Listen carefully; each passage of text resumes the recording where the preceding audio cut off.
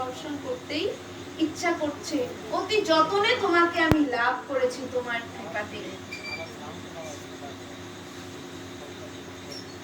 সবার স্বরূপ তুমি আত্মার সবাকার, পরমার্থ বস্তু তুমি সকলের সার। তো বসুদেব কি বলছে যে সবাকার আত্মাকে একমাত্র তুমি, এবং তোমাকে পরমার্থ সেই বস্তু যেটা কিনা আজকে আমি প্রাপ্ত হয়েছি।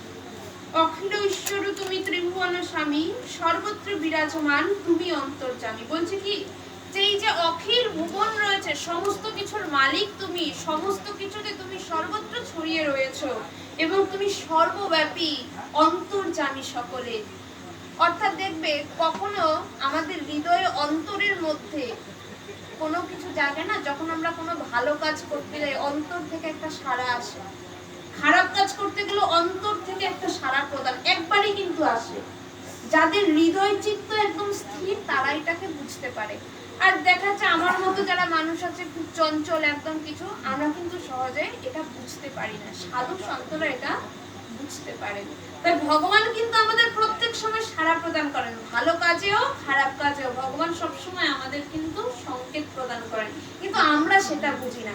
আর যখন আমরা কোনো কিছু করি তখন আমরা ভগবানকে দোষারোপ করি যে হে ভগবান তুমি দেখলে না, কিন্তু ভগবান যে আমাকে ভেতর থেকে ইঙ্গিত দিয়েছে তখন বুঝি না। অথবা আমরা এটা অনেক সময় মানে পরীক্ষা করে দেখা যায় যে দেখা যাচ্ছে কোনো একটা কাজ প্রথমে ভেবেছি আমরা করবো না, ভেতর থেকেও মনে হয়েছে এমন হয়েছে, কিন্তু পরবর্তীতে ওই কাজটা করার পরে দেখা যাচ্ছে আমি অনুতপ্ত হচ্ছি, তখন মনে হলো কি আগে একবার মনে হয়েছিল আমার যে এই কাজটা যেন না করি। এটা কে প্রদান করে?